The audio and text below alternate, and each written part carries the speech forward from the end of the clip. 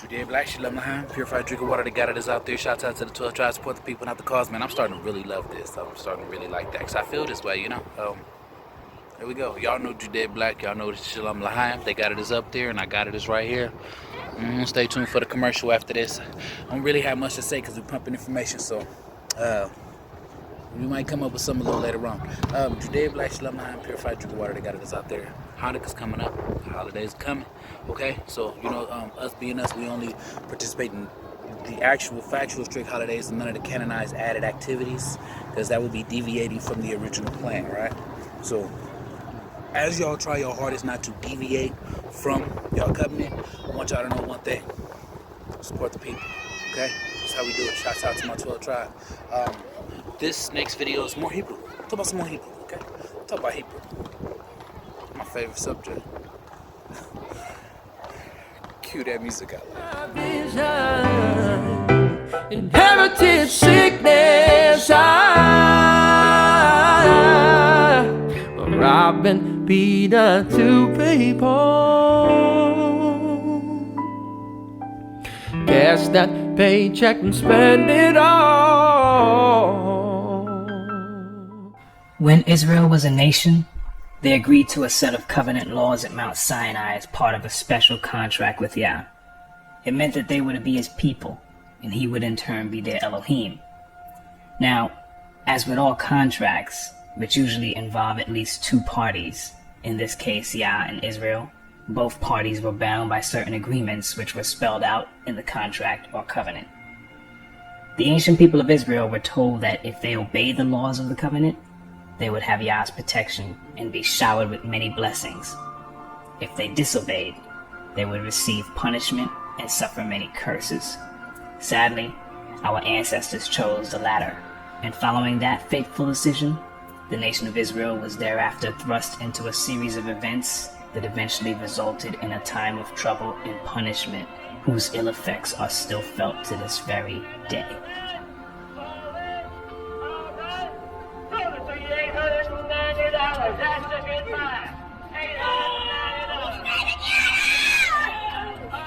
Before long, ancient Israel experienced a civil war and eventually split into two kingdoms, with the tribe of Judah leading a two-tribe kingdom to the south and 10 tribes forming a kingdom to the north. After a period of self-rule, the independence of the northern kingdom was threatened by the Assyrians. We get that account in the book of 2 Kings. Hoshea, son of Elah, began to rule over Israel in the 12th year of King Ahaz's reign in Judah. He reigned in Samaria 9 years. He did what was evil in Yah's sight, but not to the same extent as the kings of Israel who ruled before him.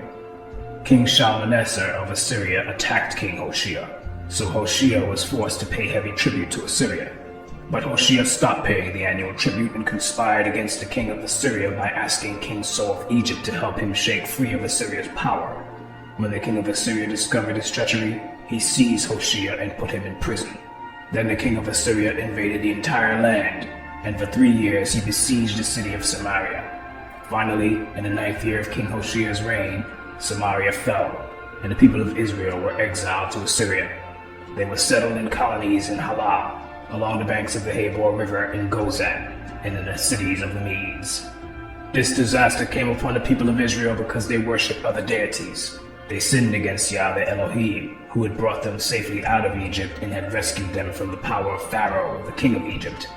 They had followed the practices of the pagan nations Yah had driven from the land ahead of them, as well as the practices the kings of Israel had introduced. This gives us a good picture of why the northern kingdom was punished by being exiled to Assyria. But later, Judah, which was the only kingdom left, also ended up doing that which was not right in the sight of Yah. 2 Kings chapter 24 informs us that the last independent king of Judah, Jehoiakim, reigned for 8 years, practicing evil before Yah unleashed the forces of Babylon on the kingdom of Judah, which ended in that nation being led away captive as well. 70 long years of captivity was experienced in Babylon, and the ancient Israelites witnessed the fall of that empire and the rise of the next. After the 70 years had expired, the new Persian king, Cyrus the Great, allowed the people of Judah to return to their homeland and rebuild. This event was recorded in the scriptures. In the first year of King Cyrus of Persia, Yah fulfilled the prophecy he had given through Jeremiah. He stirred the heart of Cyrus to put his proclamation in writing and to send it throughout his kingdom. This is what King Cyrus of Persia says. Yah, the Elohim of heaven, has given me all the kingdoms of the earth. He has appointed me to build him a temple at Jerusalem, which is in Judah. Any of you who are his people may go to Jerusalem in Judah to rebuild this temple of Yah, the Elohim of Israel, who lives in Jerusalem. And may your Elohim be with you. Wherever this Hebrew remnant is found, let their neighbors contribute toward their expenses by giving them silver and gold, supplies for the journey, and livestock, as well as a voluntary offering for the temple of Elohim in Jerusalem. That second temple was indeed rebuilt, and it existed until the time of Yeshua, who prophesied its ultimate destruction. Sadly, many of the people of Judah rejected Yeshua, as they failed to understand the many prophecies and types that pointed to him, such as those found in Exodus 12 verse 5, Zechariah 13 verse 6, Genesis 49 verse 10, Isaiah 7 verse 14, Micah 5 verse 2, and so many others. Yeshua highlighted their rejection of him in several parables. A notable one is the parable of the evil farmers, which can be found in Matthew 21 verses 33 to 46. And in it, Yeshua reveals what the rejection of the nation he was sent to would result in. Following the fulfillment of the parable of the evil farmers, wherein they murdered the son of the vineyard owner, that being Yeshua, and after the rejection of his emissaries, the fate of Judah and Jerusalem was pretty much sealed. Yeshua prophesied the destruction of Jerusalem and pointed to the future of the people of Judah, which was right in line with the curses of Deuteronomy 28. And when you see Jerusalem surrounded by armies, then you will know that the time of its destruction has arrived. Then those in Judea must flee to the hills. Those in Jerusalem must get out, and those out in the country should not return to the city. For those will be days of Elohim's vengeance, and the prophetic words of the scriptures will be fulfilled. How terrible it will be for pregnant women and for nursing mothers in those days. For there will be disaster in the land and great anger against this people. They will be killed by the sword or sent away as captives to all the nations of the world. And Jerusalem will be trampled down by the Gentiles until the period of the Gentiles comes to an end. This particular prophecy, as you can see, stretched throughout time, with Jerusalem being controlled by the Romans, who were the first to march on her following Yeshua's prediction. Roman rule lasted for hundreds of years after the initial siege. Then the Romans eventually lost hold of Jerusalem to the Muslims. And thereafter various caliphates controlled Jerusalem until the time of the Crusades. And during this long period, popes allied with European kings to fight against Muslims. The Crusades were first and foremost an expression of papal authority against the enemies of the Church. The First Crusade was preached by a pope, Pope Urban II, in France in the year 1095. With reference to the Muslims and their advance in Europe and in Jerusalem, I think the Christians in Europe believed that the Islamic message of Muhammad was against and contradictory to what the Christians were saying. They were worried that this idea could possibly overrun the Christian idea. Pope Urban conceived this idea. It's not a sin if you kill non-Christians, if you kill non-believers in our faith. And so he made this deal that if you go and fight in the Holy Land, you will be forgiven all your past sins. A knight could sin as much as he liked. And simply by going to the Holy Land, he had been given his passport to heaven. And that was an extremely attractive deal. And combined with that, he could win fame, he could win glory, and he could come back with the treasures of the Near East. These are the things that drew knights in their tens of thousands to go on crusade. The bloodletting of the Crusaders spread throughout the Islamic lands. Everybody heard stories about the massacre of unarmed individuals. It created this intense rage amongst Muslims, In a sense, it resulted in a new kind of Muslim crusade, a desire to raise an army to go back to liberate Jerusalem from the Crusaders as an act of piety on the part of Muslims. I don't think any of those young men, either Christian or Muslim, could possibly have imagined that their struggle could possibly still be playing itself out 1,000 years later in the area that we call the Middle East today.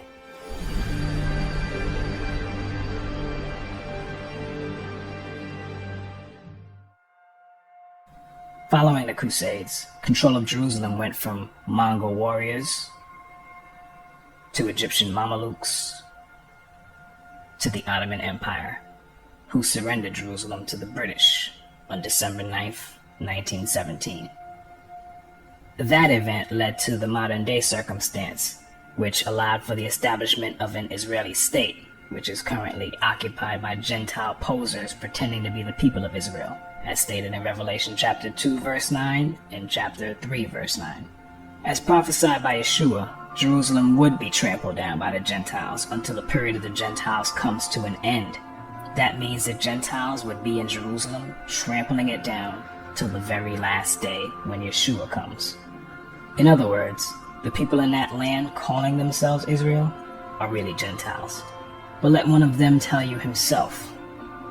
In his book, The 13th Tribe, Arthur Kessler, himself a so-called Jew, writes in the very first chapter about the time when Charlemagne was crowned Emperor of the West. The eastern confines of Europe between the Caucasus and the Volga were ruled by a Jewish state known as the Khazar Empire.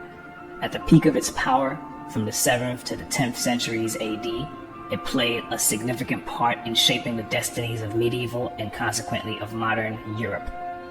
The country of the Khazars, a people of Turkish stock, occupied a strategic key position at the vital gateway between the Black Sea and the Caspian, where the great eastern powers of the period confronted each other. It acted as a buffer protecting Byzantium against invasions by the lusty barbarian tribesmen of the northern steppes.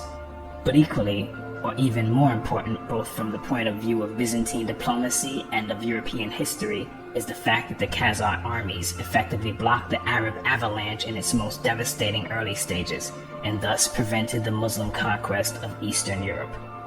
It is perhaps not surprising, given these circumstances, that in 732, after a resounding Khazar victory over the Arabs, the future Emperor Constantine V married a Khazar princess. In due time, their son became the Emperor Leo IV, known as Leo the Khazar. Ironically, the last battle in the war, AD 737, ended in a Khazar defeat. But by that time, the impetus of the Muslim holy war was spent.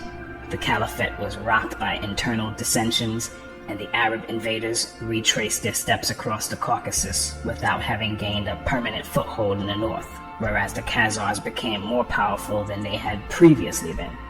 A few years later, probably AD 740, the king, his court, and a military ruling class embraced the Jewish faith, and Judaism became the state religion of the Khazars. No doubt their contemporaries were as astonished by this decision as modern scholars were when they came across the evidence in the Arab, Byzantine, Russian, and Hebrew sources. What is in dispute is the fate of the Jewish Khazars after the destruction of their empire in the 12th or 13th century. On this problem, sources are scant, but various late medieval Khazar settlements are mentioned in the Crimea, in the Ukraine, in Hungary, Poland, and Lithuania. The general picture that emerges from these fragmentary pieces of information is that of a migration of Khazar tribes and communities into those regions of Eastern Europe, mainly Russia and Poland, where, at the dawn of the modern age, the greatest concentrations of Jews were found. This has led several historians to conjecture that a substantial part, and perhaps the majority of Eastern Jews, and hence of world Jewry, might be of Khazar and not of Semitic origin. The large majority of surviving Jews in the world is of Eastern European, and thus perhaps mainly of Khazar, origin. If so, this would mean that their ancestors came not from the Jordan, but from the Volga, not from Canaan, but from the Caucasus, once believed to be the cradle of the Aryan race, and that genetically they are more closely related to the Hun Uyghur, and Magyar tribes than to the seed of Abraham, Isaac, and Jacob.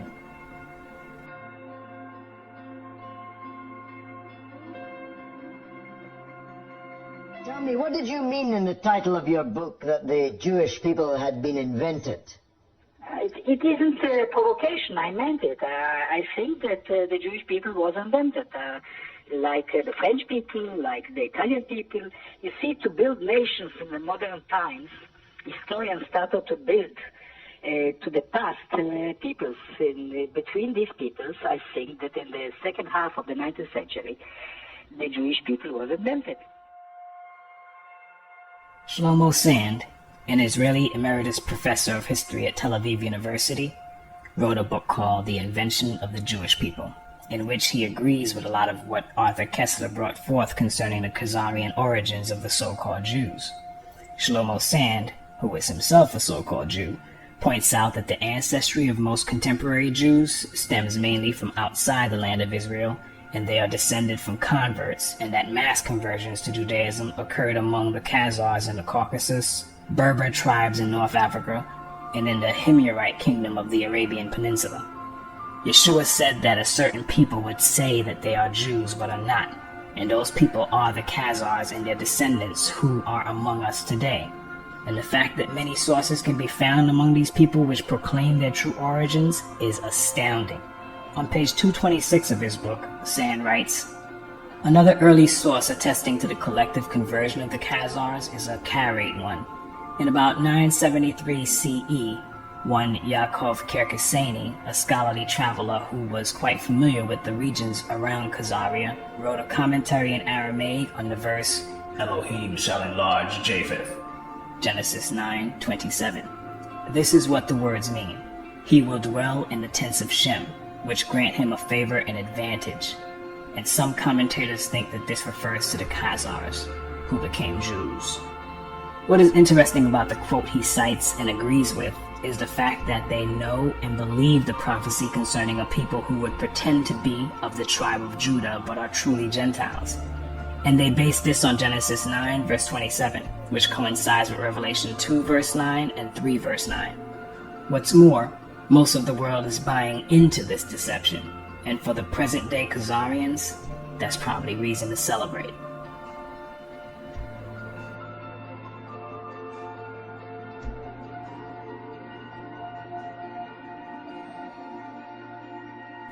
But getting back to Arthur Koestler on this subject, he writes, the Jews of our times fall into two main divisions, Sephardim and Ashkenazim.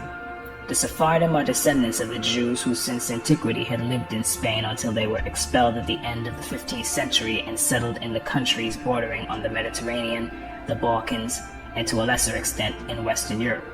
In the 1960s, the number of Sephardim was estimated at 500,000. The Ashkenazim, at the same period, numbered about 11 million. Thus, in common parlance, Jew is practically synonymous with Ashkenazi Jew. It should be mentioned that the Ashkenaz of the Bible refers to a people living somewhere in the vicinity of Mount Ararat and Armenia.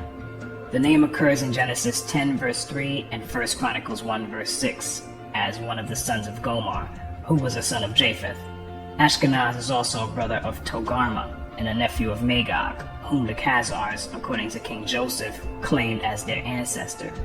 But worse was to come, for Ashkenaz is also named in Jeremiah 51 verse 27, where the prophet calls his people and their allies to rise and destroy Babylon. Call thee upon the kingdoms of Ararat, Mini, and Ashkenaz. This passage was interpreted by the famous Saadia Gaon, spiritual leader of Oriental Jewry in the 10th century, as a prophecy relating to his own times. Babylon symbolized the Caliphate of Baghdad, and the Ashkenaz who were to attack it were either the Khazars themselves or some allied tribe. So, as we have seen from the words of Arthur Koestler, historically, the Khazars and their descendants do not identify with Shem.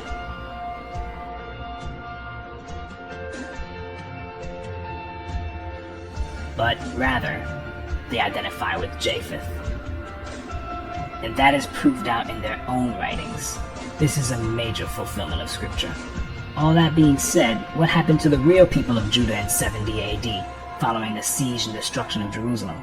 The ones who weren't captured by the Romans and killed or enslaved escaped. But where did they go? First, you have to understand that whenever trouble arose, such as severe famine in the land, our forefathers and mothers were known to migrate in order to avoid it. There are 3 famous accounts of Abraham, Isaac, and Jacob heading south when famine struck at different periods in each of their lifetimes. Abraham and Jacob went all the way south to Egypt, but Isaac went as far as Gerar. And let's not forget Joseph and Mary, who also fled south to Egypt with Yeshua to escape trouble. These acts are all somewhat prophetic, as they are a major clue as to what happened to the people of Judah following the destruction of Jerusalem. In his book, From Babylon to Timbuktu, author and historian Rudolph R. Windsor, a true Hebrew, writes, "In the year 65 BC, the Roman armies under General Pompey captured Jerusalem. In 70 AD, General Vespasian and his son, Titus, put an end to the Jewish state with great slaughter. During the period of the military governors of Palestine, many outrages and atrocities were committed against the residue of the people. During the period from Pompey to Julius, it has been estimated that over 1 million Jews fled into Africa, fleeing from Roman persecution and slavery. The slave markets were full of black Jewish slaves. After the fall of the Carthaginian metropolis in North Africa, Roman power became dominant in the Barbary states. The pagans and the Romans attacked the Jews indiscriminately, both the Jewish soldiers and the uninvolved peaceful population. As a result of this merciless attack, many Jews fled to those parts of Northwest Africa known as Tunisia, Algeria, Morocco, and Mauritania. Many other Jews fled to the areas where Rome did not have any jurisdiction. This was to the region of the south, the Sahara Desert, and the Sudan. Windsor also tells us on page 86 and 87 that more descendants of Judah fled to the west coast of Africa in the 7th century after the Visigoths assumed power and began to suppress Hebrew customs with forced baptisms to Christianity. Windsor cites many credible sources to make his points. Among them is Joseph J. Williams, a 20th century historian who, in his 1930 book, Hebrewisms of West Africa, wrote, "Whatever may be thought of the more or less mythological traditions connected with the earliest Jews in North Africa, it is now practically an established fact that a Jewish nation, Jewish at least in faith and perhaps too in origin, long held sway south of the Sahara." Now, while Joseph Williams, who is Caucasian and Jesuit, does provide meaningful and factual info that pertains to the descendants of the ancient Hebrew Israelites, he does so with a degree of reluctance, and the book is written through the lens of what I would call a racist and white supremacist viewpoint. Because despite all the evidence of the true descendants of Judah and Israel as a whole being black, Williams and his sources try to brush that aside and conclude that white Jews, who they blindly claim are the originals, must have somehow lost their color by interbreeding with blacks who thereafter assimilated their culture, for which there is absolutely no evidence. That said, Hebrewisms of West Africa is full of valuable information as regards the wanderings of the Hebrews following the flight from Judea, and it also gives great insight into the further scattering of our ancestors, as certain customs practiced in West Africa by our Hebrew ancestors found their way to islands like Jamaica, Haiti, the Virgin Islands, and many other places following the slave trade. So, having fled their homeland as prophesied, there our ancestors were, charting new territory in Africa and trying to carry on their Hebrew traditions in a new land, but not as savages or uncivilized barbarians. In fact, Rudolph Windsor tells us in his book, "The black Jews had an advantage over the African tribes. They carried their culture, history, laws, and written records with them.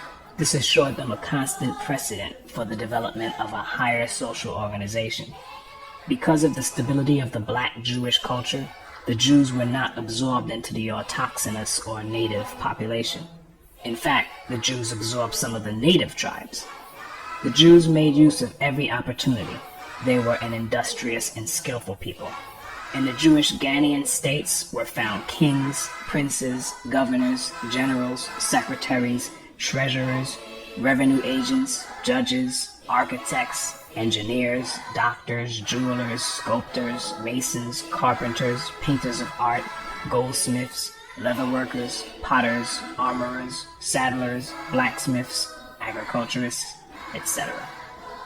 The survivors of the Roman siege of Jerusalem were able to flee that terror and carry on in the new land, but the relative peace our ancestors were afforded by escaping to Africa was broken by the Arab slave trade, which affected not only Hebrews, but men, women, and children from many other peoples that were usually of the lowest classes.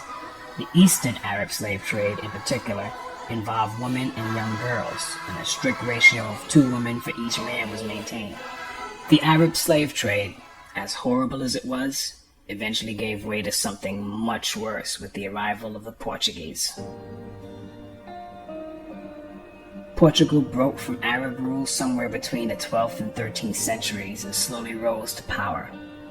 Because of this small European country, slavery would soon go from including people of lower classes from different ethnicities to being forced mainly on so-called blacks from the tribe of Judah.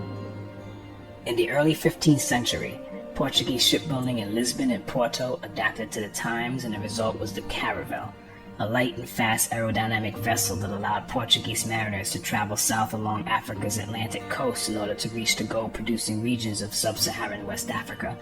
After establishing several trading posts and colonies in the region, other markets began to open up, such as the lucrative commerce in India, and overseas expansion resulted from Portugal's many trade networks.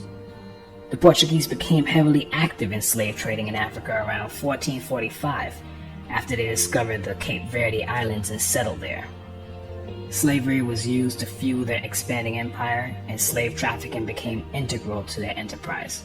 When it became apparent that slavery was big business, a law had to be created to protect it.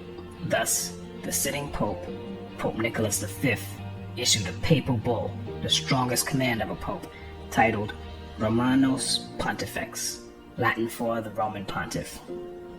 He issued the bull to King Alfonso V of Portugal on January 8, 1455, and it allowed the king to, and I quote, invade, search out, capture, vanquish, and subdue all Saracens and pagans whatsoever, and other enemies of Christ wheresoever placed, and the kingdoms, dukedoms, principalities, dominions, possessions, and all movable and immovable goods whatsoever held and possessed by them, and to reduce their persons to perpetual slavery.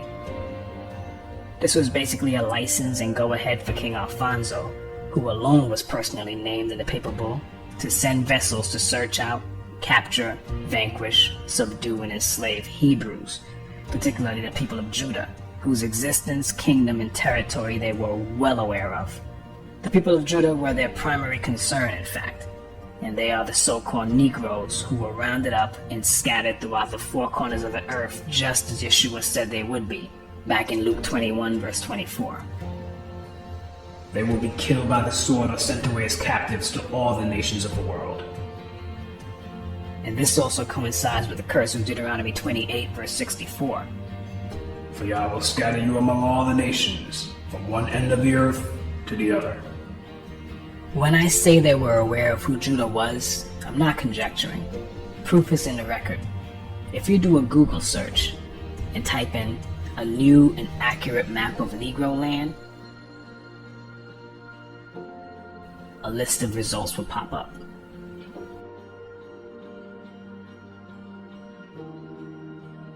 As of the date of this recording, Swain.com still works.